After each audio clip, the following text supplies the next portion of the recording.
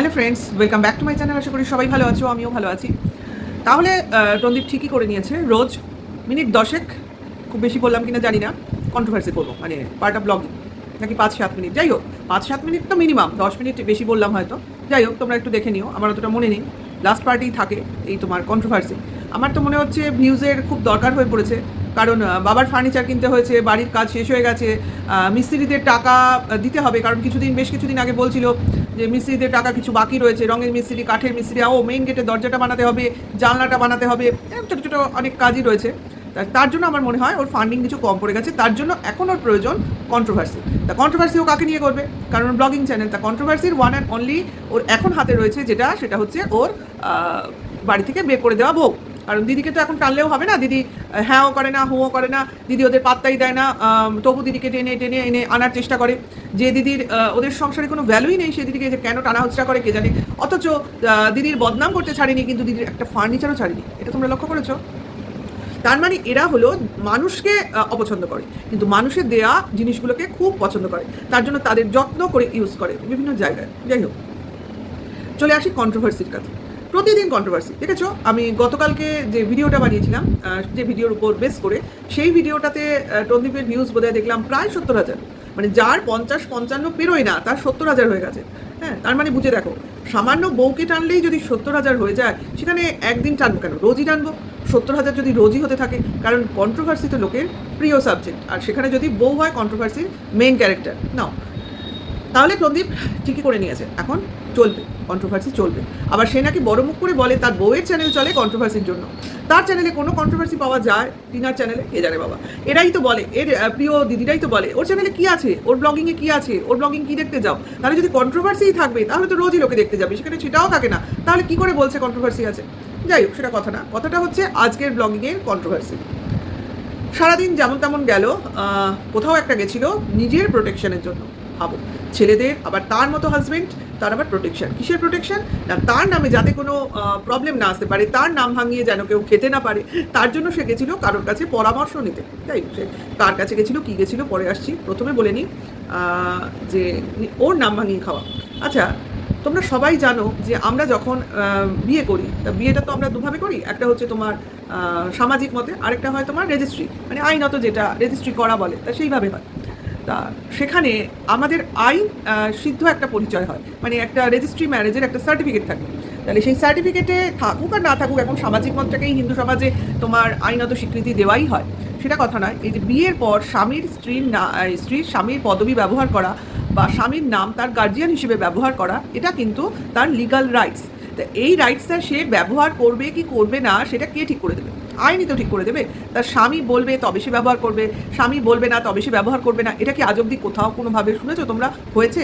তাহলে এই আকাট মূর্খটাকে কেউ তো গিয়ে বোঝাও, ওর পক্ষে দিদিরা তো অন্তত বোঝাও, যে তুমি যে এই মূর্খের মতো কথাবার্তাগুলো অন ক্যামেরা বসে একটা ইউটিউব প্ল্যাটফর্মে, ইন্টারন্যাশনাল প্ল্যাটফর্মে বসে বলছো, তোমাকে তো দেখে লোকে হাসছে, খিল্লে ওড়াচ্ছে, বলছে কী ভুলভাল কথা বলছে, সামান্য পেটে বিদ্যাটুকু নেই। মানে 8 পাসও মনে হচ্ছে না যে 8 পাস, সেও তো সামান্য কোনো একটা জায়গায় চাকরির অ্যাপ্লাই করতে পারতো এককালে, এখন নয়, এখন গ্র্যাজুয়েশনেরই চাকরি নেই তো 8 পাস। তার মানে বুঝতে পারছো যে ওর যা কোয়ালিফিকেশান, সেই কোয়ালিফিকেশানে লোকে ঝাড়ুদারের চাকরিও পায় না, তাহলে ও কিসের চাকরি পেত? এই ইউটিউব ভরসা ছিল। কাজে ইউটিউব ভরসা ছিল, মানে ইউটিউব ভরসা হলো তার দিদির কল্যাণে, যখন কিনা ও টিনাকে বিয়ে করলো। কারণ দিদির তখন মনে হয়েছে ভাইয়ের যখন একটা ফ্যামিলি হয়েছে, তখন তাকে একটা কোনো রাস্তা দেখানো হোক যাতে তার ফ্যামিলিটা ভালোভাবে থাকতে পারে। বলা যেতে পারে দিদির খানিকটা টিনার উপর ভালোবাসার খাতিরেই তার ভাইকে এই রাস্তাটা দেখাতে বাধ্য হয়েছিল, তাই না? কারণ আমরা জানি সৌমালির একটু হলেও সফট কর্নার আছে টিনার উপর, কারণ ও টিনাকে খুব ভালোভাবে বুঝেছিল এবং বাচ্চা মেয়ে হিসেবে ওকে আলাদা স্নেহ করতো, সেটা আমরা জানি, অনেক ক্ষেত্রে প্রমাণ পেয়েছি, এবং সে ব্যাপারে আমাদের কোনো সন্দেহ নেই। এই জিনিসটাই টন্দীপ এবং টন্দীপের ফ্যামিলি, টিনা বাদে, মানে বাবা মা, এরা কেউই সেরকমভাবে ভালো চোখে দেখতে পারেনি। একে তো তাদের মেয়েটা তাদের সঙ্গে সেভাবে কোনোদিনই খোলামেলা হতে পারেনি, কারণ তাদেরই জন্য, কারণ তারা কোনোদিনই তাদের মেয়েকে মেয়ের পারভারিশ যেটা বলে সেটা করেনি, হাত গুটিয়ে নিয়েছিল, মেয়ে বলেই মেনে নিতে চায়নি। যাই হোক, যে কারণেই হোক, এমনকি বিয়েটাও দিয়েছে তার মামার বাড়ির ভরসায়, এরম ব্যাপার। এরা যে বিয়ের ব্যাপারে ইনভলভ ছিল না সেটা বোঝাই যায়। সাধারণ নিমন্ত্রিতদের মতো তারা গেছিলো বিয়ের খেতে আর কি, ওই রকমই দেখেছিলাম, অনেক দিন আগের ভিডিও, সেই জন্য বললাম। আচ্ছা, কাজে বুঝতে পারছো, কাজে মেয়ের ওপর এর সেরমভাবে কোনোই এই ফ্যামিলির সেরমভাবে কোনো অধিকার ছিল না, কিন্তু মেয়ে তবুও চালিয়ে যাচ্ছিল, একটা ক্ষীণ যোগাযোগটুকু রাখার চেষ্টা করছিল। কিন্তু এদের লোভ, অত্যাধিক লোভ, যাই হোক এদের ভিতরের প্রবলেম যেটাই থাকুক একটা হয়েছিল, এবং সেই সমস্যাটা এত বিরাট আকার নিল যে একটা মেয়ের সম্পর্ক তো অনেক দিনই ভেঙে গেছিলো, একটা ননদ হিসেবে, বোন হিসেবে সে একটা ভাইয়ের সঙ্গে, ভাইয়ের বউয়ের সঙ্গেও সম্পর্ক শেষ অবধি টিকিয়ে রাখতে পারলো না। তাও এই বাবা মার কল্যাণে, বাবা মারা পারলে ইচ্ছে করলেই তাদের সম্পর্ক কিন্তু টিকিয়ে রাখতে পারে, তার ছেলে মেয়ের মধ্যেও পারতো, এমনকি তার ছেলে বউয়ের মধ্যেও পারতো। কিন্তু এই বাবা মা হচ্ছে অত্যন্ত স্বার্থপর টাইপের, এরা নিজেকে ছাড়া কাউকে বোঝে না। বাবাকে দেখো, নিজেকে যখন তার প্রয়োজন তখনই সে দেখায়, মাকে দেখো সে শুধু নিজেরটুকুই বোঝে, এরা যে যার স্বার্থ নিয়ে চলে। যাই হোক, সেসব কথা অনেকবার বলেছি, বহুবার বলেছি, বললে ভিডিও শুধু লেন্থে বাড়বে, সেই জন্য আর রিপিট করলাম না। তা কোথাও যাবো একটা, তার জন্য রেডি হলাম, সাজুগুজু করলাম এবং গাড়ি নিয়ে 4 হুইলার নিয়ে বেরিয়ে পড়লাম। ভাই, রণদীপকে 4 হুইলার নিয়ে বেরোতে কিন্তু আমরা খুব কম দেখি। যদি বাড়ির কেউ যায় বা সঙ্গে আর কেউ যায় তবেই সে গাড়ি নিয়ে যায়, আর এমন কোনো দূর জায়গা না, কাঁচরাপাড়া, তা সেখানে যাচ্ছে 4 হুইলার নিয়ে, তাই না, যেখানে কিনা তার 2 চাকা আছে। কিন্তু বললো বৃষ্টির কারণে বেরিয়েছে, সে যাই হোক, যে কারণেই হোক, যেখানে যাচ্ছে সেখানে নাকি ক্যামেরা করা যাবে না, কারণ যার কাছে যাচ্ছে সে ক্যামেরা ফ্রেন্ডলি না, হতেই পারে। কিন্তু ব্যাপারটা হচ্ছে, আমি মাঝখানে কাজ সেরে আমি কোনো এক রেস্টুরেন্টে গেছিলাম এবং সেখানে আমি খাবার খেয়েছি। আমার সঙ্গে কেউ একজন ছিল, আমার অনুমান, এটা আমি অনুমান ভিত্তিক বলছি, অর্থাৎ রণদীপের সঙ্গে কেউ বা কারা ছিল। এখন আমি যখন দেখিনি বা কেউ দেখেনি বা ক্যামেরায় দেখা যায়নি, তখন আমি সেটা জোর দিয়ে বলতে পারি না। তাহলে কেন বলছি, মনে হতেই পারে। এক হচ্ছে রণদীপের আচরণ দেখে, কারণ রণদীপ যখন রেস্টুরেন্টে খায়, একা অনেকবার খেয়েছে, পুরীতে যখন গেছিলো তখনও দেখেছো ও একা খেয়েছে ওই নিরামিষ হোটেলে গিয়ে, তখন কিন্তু ও টেবিলে যখন খায় সামনে ক্যামেরা রেখে খায় এবং আশপাশটা দেখায়, মানে যে সার্ভ করে তাকে দেখায়, প্লেট টেবিলটাকে পুরো দেখায়, পুরোটা কভার করে। কিন্তু আজকে কোনো কিছুই দেখায়নি, ঠিক আছে, টেবিল কেন, পুরোটা কোনো সার্ভিসম্যানকেই দেখায়নি, 1 নম্বর। দ্বিতীয়, যখন খাচ্ছিল তখন সামনের দিকে কারোর দিকে তাকিয়ে হাসছিল, পরিষ্কার বোঝা গেছে। আর থার্ডলি, আমার স্যালাডের প্লেটটা দেখে মনে হয়েছে প্রচুর স্যালাড ছিল তাতে। খাবারের প্লেট একটা একটা দেখালে কী হবে, স্যালাডের প্লেটটা পুরো ভর্তি ছিল। আমরা কিন্তু জানি 1 প্লেট স্যালাড কিন্তু অনেকে মিলে খেতে পারে। এই হলো আমার সন্দেহের কারণ। এই সন্দেহগুলোর বশবর্তী হয়েই আমি অনুমান করছি যে রণদীপ একা ছিল না, অবশ্যই রণদীপের সঙ্গে কেউ বা কারা অবশ্য করেই ছিল, ঠিক আছে, এই হলো কথা। যাই হোক, এটা আবার বলার আরেকটা কারণও আছে। সবাই দেখবে টিনার সঙ্গে ফ্ল্যাটে, তার বাড়িতে, বাপের বাড়িতে বিভিন্ন লোককে খুঁজে খুঁজে বেড়ায়, তার উপস্থিতি খোঁজে। তাহলে সেইভাবে দেখলেও কিন্তু আমরা এইভাবে রণদীপের সঙ্গে কারোর না কারোর উপস্থিতি বুঝতেই পারি, কারণ কতগুলো জায়গা আছে ভাবার। সেই জন্য ভাবলাম, সেই জন্য মনে হলো, সেই জন্য আমার ভিউয়ার্সদের সঙ্গে আমি একটু শেয়ার করলাম। তারাও দেখবে ভিডিওটা, রণদীপের ভিউজই বাড়বে, কারণ বাড়লে জায়গাগুলো ওই খোঁজার ব্যাপার থাকে না, সেইটা বোঝা যাবে। যাই হোক, আবার শুনেছি রণদীপের তো এখন অনেক রকম বান্ধবী টান্ধবী আছে, শোনা যাচ্ছে, মানে গুজব আর কি, গুজবের মতো করেই বলছি, কারণ সত্যতা এখনও সামনে আসেনি, যতক্ষণ না ক্যামেরায় দেখবো। আবার রণদীপের তো সেই টেম্পোরারি দিদি যে আছে, ডাকা দিদি, সে নাকি বলেছে একজন পিএও নাকি অ্যাপয়েন্ট করবে, যা সে পিএও থাকতে পারে সঙ্গে, এটা কিন্তু হতে পারে, কারণ যখন পিএর গল্প এলো তখন পিএও সঙ্গে থাকতে পারে, কারণ একটা কোথাও যাচ্ছে পরামর্শ করতে, সেখানে রণদীপের সঙ্গে, রণদীপ এত বড় ব্লগার, তার পিএ থাকবে, এটাই তো স্বাভাবিক। পিএ মানে কি, পার্সোনাল অ্যাসিস্ট্যান্ট, সে সব রকম ক্ষেত্রে রণদীপকে অ্যাসিস্ট করবে। তারপর সকালে যখন রণদীপ যাচ্ছিল, এটা তো তোমার ব্লগিং, আজকে মানে গতকাল দেখেছি, তার মানে তার আগের দিনের ব্লগিং, ঠিক আছে, তার মানে আজকে কী বার, আজ হলো তোমার স্যাটারডে, এটা হলো থার্সডে ব্লগিং। তার মানে সকালবেলা যখন রণদীপ গাড়ি নিয়ে বেরিয়েছিল তখন নিশ্চয়ই টিনার ব্লগিং আসেনি, ওর রাস্তায় দেখেছে বা পরে দেখেছে বা কোনোভাবে কানে ওর এসেছে ব্যাপারগুলো, মানে ওই যে ডিভোর্স দেবো না এই ব্যাপারগুলো। সকালবেলা যখন গেছিলো ওর মেজাজটা ঠিকঠাক ছিল। এইবার যখন বিকেলে অর্থাৎ সন্ধ্যেবেলার দিকে বাড়ি ফিরেছে, সন্ধ্যেবেলা কি রাত্রিবেলা হবে, ফিরেছে, তখন মোটামুটি ওর ব্যাপারটা জানা হয়ে গেছে, ওর কিন্তু মেজাজ তখন থেকেই খাট্টা বোঝাই গেল। যাই হোক, বলছি কেন খাট্টা, কী খাট্টা, ফেরা হলো, ছেলের জন্য নিয়ে আসলো কিছু খাবার, রোজই কিছু না কিছু হাতে করে নিয়ে আসে, তা বাচ্চার জন্য সবাই নিয়ে আসবে সেটা কথা নয়। তারপরে কি হলো না, মা পান্তা রেডি করছে রাতের খাবার, আমি একটু ব্লগিং বলে দিচ্ছি আর কি, ডালের বড়া দিয়ে পান্তা, এটা নাকি খুব স্পেশাল খাবার, কিন্তু আমি হোটেলে গিয়ে খুব স্পেশাল খাবার খেয়ে আসলাম। যাই হোক, এরা বেশ সুন্দর খেতে পারে হোটেলে, অথচ বাড়িতে যে বাড়ির লোকজন আছে, একটা বাচ্চা ছেলে আছে, তার জন্য আমি যেটা খাচ্ছি সেটা প্যাক করে নিয়ে আসি, তারাও বাড়িতে রাত্রে খেতে পারবে, এইটা বাবা তো, বাবাদের মাথায় এগুলো আসে না। এই জায়গায় যদি মা থাকতো, মা কিন্তু তার বাচ্চাকে ছেড়ে এইভাবে খেতে পারতো না, যদি বাচ্চাটা তার কাছে থাকতো। কারণ এই তো অপগণ্ড বাবা, যে কিনা মার কাছে বাচ্চাটা ছাড়তেই চায় না। আজকে ভিডিওটা তো পরিষ্কার আরও বোঝা গেল, তাই না? এ মনে হচ্ছে বাবা মা তো চেয়ে চেয়ে হেদিয়ে মরছে, দেবে বাচ্চা। যারা বলছিলে টিনা নিতে গেলেই বাচ্চা পেয়ে যেত, তারা এবার পরিষ্কার করে বুঝতে পারবে যে বাচ্চা নিতে গেলে টিনা বাচ্চা পাবে কি পাবে না। তোমরা বুঝবে, যারা বলেছো তারা প্রত্যেকে বুঝবে।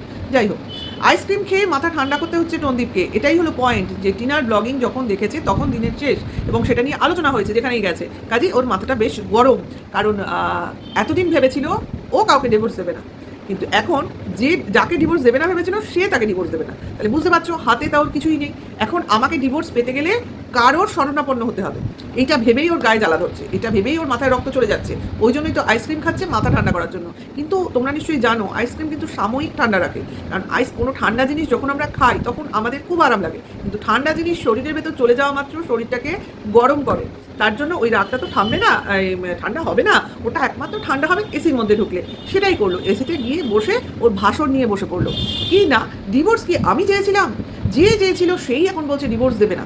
কাজেই কথাগুলো ভালো করে শোনো, ডিভোর্স যখন দেবেই না তখন এই কন্ট্রোভার্সি চলবে। এক টাইপ অফ হুমকি দিল টন্দীপ আজকে অন ক্যামেরা বসে, যে তুমি যদি ডিভোর্স না দাও তাহলে তোমাকে আমরা এই কন্ট্রোভার্সি চালিয়েই যাব, এই নোংরামো চালিয়েই যাব, তোমার নামে যা খুশি তাই বলেই যাব, অর্থাৎ আমরা মুখে ট্যাক্স লাগাবো না, ট্যাক্স বসাবো না। ঠিক কিনা জানি এটা, এই জন্য আগের দিন বলেছে তোমাদের মুখে তো ট্যাক্স নেই, যে যা পারো বলে যাও। ও তো দিয়েই দিয়েছে পারমিশন, বল তাতে কি? এতে আরও গাত্রদাহন হচ্ছে যে আমি যাই করছি তাই ওর গায়ে লাগছে না, আমি যাই বলছি তাইও শোনে না, ওর মতো এগিয়ে চলেছে, ওর মতো উন্নতি করে চলেছে। শুধু চ্যানেল না, একটা ফ্ল্যাট অবধি কিনে ফেলেছে। আজকে টন্দীপ বলে ফেললো ফ্ল্যাট কিনেছে, অথচ কিন্তু এর ক্রিয়েটাররা চেঁচিয়ে মরছে ভাড়া ভাড়া ভাড়া ভাড়া। ভাড়া বলেই সন্তুষ্ট থাক না, আমি বলি ভাড়াই সন্তুষ্ট থাক না, বেশি উঁচুতে ধরার দরকার নেই। ওর বাড়ি ও ভাড়া নেবে না কিনবে না বেচবে, তা তোদের কি? ও যা করবে করবে, ওর টাকায় করবে, কারোর টাকায় তো করছে না। এই যে টন্দীপ ভয় পাচ্ছে ওর নাম ভাঙাবে, ওর টাকা তো ভাঙাচ্ছে না, টাকা তো ওর হাতেই রয়েছে, সেখানে ওর টাকার ভয় হচ্ছে না, ওর নামের ভয় হচ্ছে। সবই তো প্রমাণ আছে ইউটিউবে, ভয় কিসে? তারপরেও ভয় পাচ্ছে।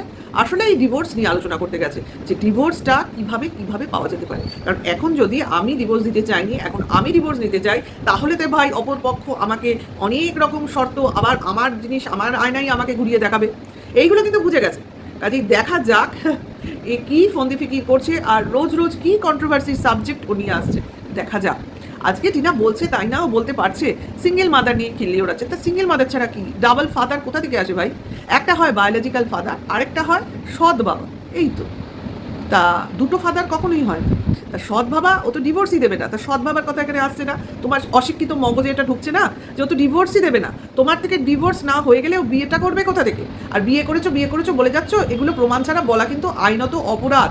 তোমার মতো কন্ট্রোভার্সি ক্রিয়েটাররা বসে বসে বলছে বলুক, তোমার মুখে বলা মানাচ্ছে, কারণ তুমি এখনো ওর লিগাল হাজবেন্ড। তুমি কি করে বলছো? আইনের লোক যদি এসে তোমায় জিজ্ঞাসা করে যে আপনি যে বলছেন আপনার বউ ম্যারিড, আপনার হাতে কোনো প্রমাণ আছে? রেডি করেছো প্রমাণগুলো, নাকি ওই প্রমাণ জোগাড়ের জন্য হন্যে হয়ে মরছো? এত প্রমাণ বয়ফ্রেন্ড গার্লফ্রেন্ড এগুলো কিন্তু হাজব্যান্ড ওয়াইফ হয় না, তাই না? তার জন্যই তো তোমার কোনো দোষ নেই। তোমার প্রচুর গার্লফ্রেন্ড এদিক ওদিক ঘুরে বেড়াচ্ছে, কানে আসছে, অথচ তোমার 7 খুন মা। তুমি এরপরে যদি বিয়ে করো, তুমি 10টা কেন 11টা মেয়ে দেখে বিয়ে করবে, অথচ টিনার ক্ষেত্রে একজনকে দেখাও পাপ কিনা। সেই একজনকে দেখলেই তার সঙ্গে তাকে শুইয়ে দেবে, তার সঙ্গে তার বিয়ে হয়ে যাবে, তার সঙ্গে তার বাচ্চা হয়ে যাবে, সবই কিছু হয়ে যাবে, অথচ ওর ডিভোর্স হয়নি। সবই মুখে মুখে হয়ে যাচ্ছে, সবই তো মজা। যাই হোক, খুব গায়ে লেগেছে না, ডিভোর্স দেবে না। ভাই এই কথাটা শোনার পর যখন বলেছিল প্রথমে তবু ভেবেছিল কথার কথা, আজকে যখন ডিভোর্সের ওখানে গেল না অমনি বলতে বসেছে ডিভোর্স দেবে না। আরেকজন দিদি তো হুমকি দিচ্ছে, এইটাই আমরা ভেবেছিলাম, এইটাই আমরা প্রমাণ নিয়েছিলাম, এই প্রমাণটাই আমরা আসল জায়গায় দিয়ে দেবো। দিন না, আমরাও বলি দিন না। তিনি কি এমনি অন ক্যামেরা এসে এই কথাগুলো বলেছে? ওর লিগাল টিম না বলতে বললে ও বলেছে যে আমি ডিভোর্স, এরকম কেস ছিল আমি যাইনি? ওর মাথা খারাপ হয়েছে? ও এসে এই কথাটা বলবে? যান না, আমি তো বলি যান, যে যা পারুন করুন। কারণ বলে না মানুষ, একটা ছোট্ট ভুল স্টেপ তাকে পুরো ডুবিয়ে দেবে। করুন, কেউ কোনো কথা এই ক্যামেরায় বলতে আসে না উইদাউট কারোর ইনস্ট্রাকশন, যখন ব্যাপারটা চলছে একটা লিগাল প্রসিডিওরে, ঠিক আছে? যেসব থমকি চমকি ভয় হুমকি আর এই শাসানি, টন্দীপকে বলছি নিজের কাছে রেখে দে। ওইসব ধমকি দিয়ে কোনো লাভ নেই। ছেলে মার কাছে যাবেই। আর মা বলছিস যে মা চলে গেছিলো, ছেলের মুখ থেকে দুধটা কেড়ে নিয়ে চলে গেছিলো। ও তো চেয়েছিল ছেলেটাকে, সেই ভিডিওটা প্রাইভেট করে দিয়েছিস, তাতে বলেছিস তুই নিজের মুখে। পুলিশের ফোন গেছিল তোর কাছে, ছেলে নিয়ে থানায় যেতে বলেছিল, তুই আমাদের বলেছিলি যে বাচ্চাকে দেবো না যদি বাচ্চাকে মেরে ফেলে। তখন মনে হয়নি যে বাচ্চাটা মার দুধ খায়, তাকে আমি মার কাছে পাঠিয়ে দিই? আসল অপরাধে কে ফাঁসবে তুই ভাব। তোর ভাবনার সময় এসছে, সব নিজের দোষটা অন্যের গাড়ি চাপিয়ে দেবো, আর নিজে ধোয়া তুলসী পাতা, গঙ্গা জলে স্নান করে এসছি, পুকুরের জলে স্নান করিয়ে নিত না কি নদীর জল, চুনি নদীর জল, ওটা তো পুকুরই মনে হলো, এখন বোধহয় ভাটা চলছে। যাই হোক না, ওটা নদী আমি জানি, আমি আর কি মেরে বললাম ওটা নদী আমি জানি, কারণ যে অবস্থা দেখলাম কাদা পড়ে ভাটা পড়ে, ওতে জল আসলে সেটা অনেক বড় নদীই হয়ে যায়। হ্যাঁ, কিন্তু সেটা কথা না, কথাটা হচ্ছে নিজেকে এমন ভাব দেখাচ্ছে ধোয়া তুলসী পাতা। কিন্তু এই যে বিহেভিয়ার গত 3 দিন যাবৎ আজকে সহ আমাদের চোখের সামনে চলে আসলো, কয়েকজন অন্ধ ভিউয়ার্স ছাড়া মোটামুটি ম্যাক্সিমাম ভিউয়ার্স বুঝে গেছে আসল গিল্টি কে। আসল গিল্টিটা কার দোষ। একজন দোষী, সে স্বীকার করে নিয়েছে তার দোষ, আর আরেকজন বসে বসে হাত মুছছে, আমি কিছু জানি না, আমি কিছু করিনি, আমাকে ঠকিয়ে গেছে, আমি হতভাগ্য, আমি দুর্ভাগ্য, যত কিছু আমার, আমি অসহায়, তোমরা আমার পাশে এসো। তাহলে কি করে এই ৭৮,০০০ লোক টিনার পাশে আছে কি করে? এত কিছু বলার পরেও, এত কিছু অন্যায় দেখেও এই ৭৮,০০০ লোক কি ক্রিমিনাল নাকি যারা টিনার পাশে দাঁড়িয়ে রয়েছে? ভাবার বিষয়। কিন্তু আজকে বসে বাচ্চার ব্যাপারে সিঙ্গেল মাদার আমি টলারেট করতে পারছি না, তো সিঙ্গেল ফাদার হিসেবে খুব টলারেট জিনিস। হ্যাঁ, আজকে টিনা যদি চ্যাট করে যে অন্যায়টা করে থাকে, তাহলে রণদীপও তো শুনেছি অনেক ফেসবুক মেসেঞ্জার করেছে, তাহলে সেগুলো কি অন্যায় নয়? দুজনেই তো সমান, ইকুয়াল, তাহলে দোষটা শুধু টিনার একা বেশি কেন? উত্তর দিও সবাই। ভিডিওটা এখানেই শেষ করি। আবার আসবে এই কন্ট্রোভার্সির একটা লোভ ওকে পেয়ে বসেছে, ভিউজের লোভ, আবার করবে, নেক্সট ভিডিও আবার আসবে, দেখা যাক কি বলে, ওর বলার উপর বেস করে আবার বলতে আসবো। এখানেই শেষ করছি। ভালো লাগলে লাইক, কমেন্ট, শেয়ার করো, নেক্সট ভিডিও ওয়েট করো, নতুন হলে সাবস্ক্রাইব করে নোটিফিকেশন অন করে আমার পাশে থেকো। এখনকার জন্য এইটুকু, টাটা, বাই।